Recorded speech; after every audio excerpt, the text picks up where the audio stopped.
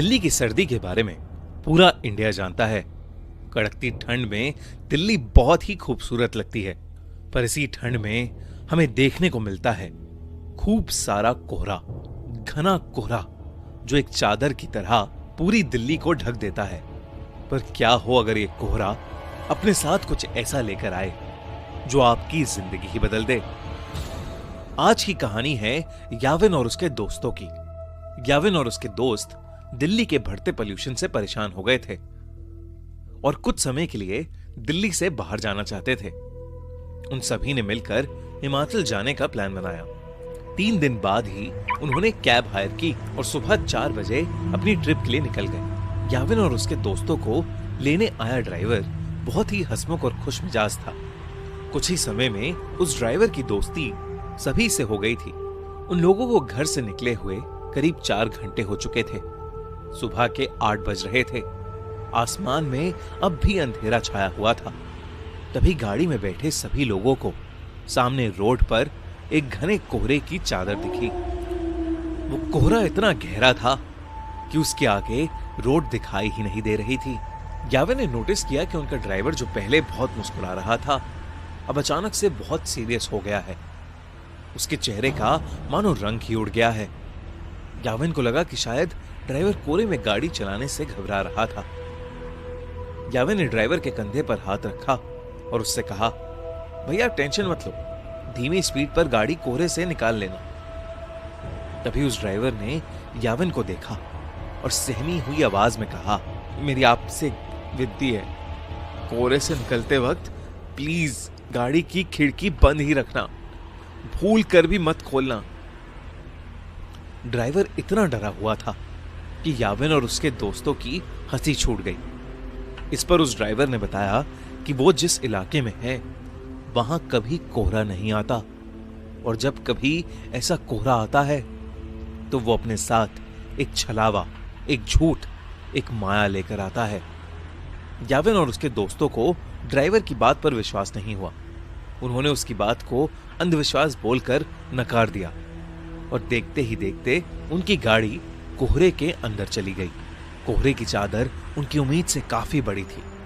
Driver धीरे धीरे गाड़ी आगे चला तो रहा था, पर किसी को आगे का कुछ भी नहीं दिख रहा था।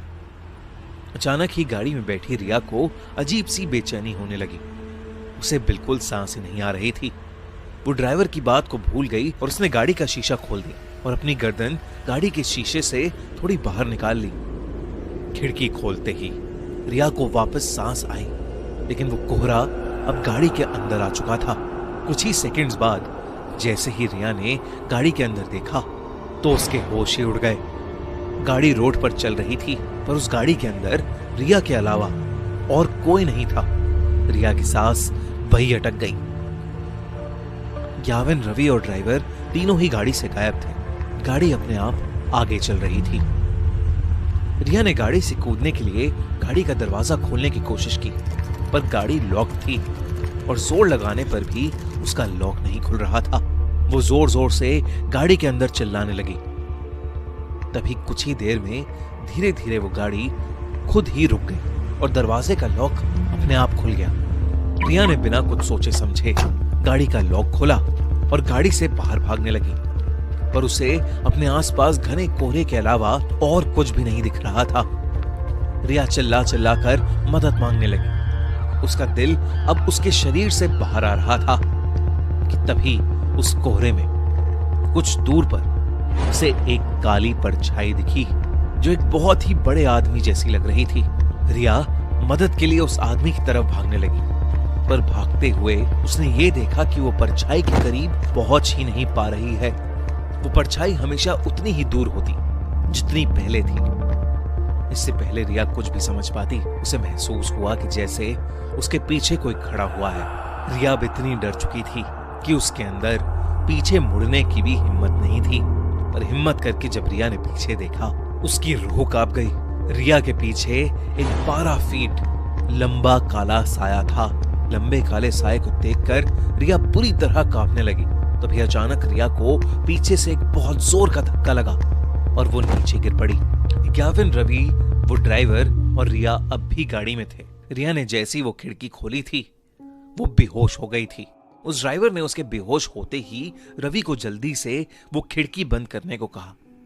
याविन और रवि रिया की हालत देखकर उसे जगाने की कोशिश कर रहे थे और ड्राइवर बस बार बार एक ही चीज बोले जा रहा था, गाड़ी की खिड़की नहीं खोलनी चाहिए थी, नहीं खोलनी चाहिए थी गाड़ी की खिड़की।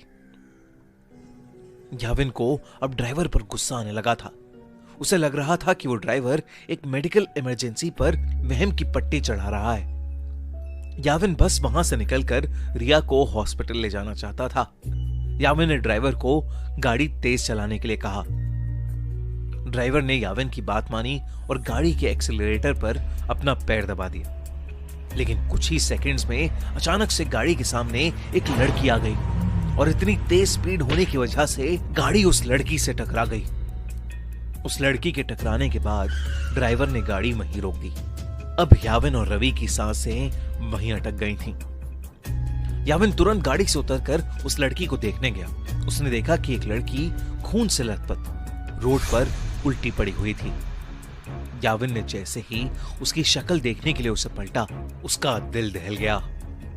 वो खून से लथपथ पड़ी लड़की कोई और नहीं बल्कि याविन की दोस्त रिया थी।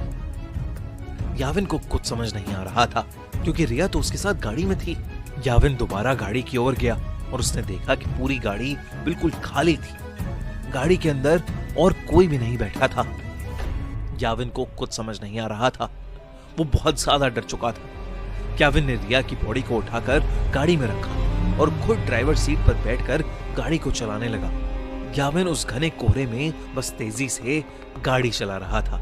तभी उस चलती हुई गाड़ी के सामने वही 12 फुट लंबा काला साया आ गया और याविन का गाड़ी की स्टीयरिंग पर से कंट्रोल बिगड़ गया और वो गाड़ी रोड के एक साइड के एक पेड़ से जाकर टकरा गई। अगली सुबह उनकी गाड़ी एक पेड़ से टकराई हुई मिली जिसमें ड्राइवर, याविन, रवि और रिया थे।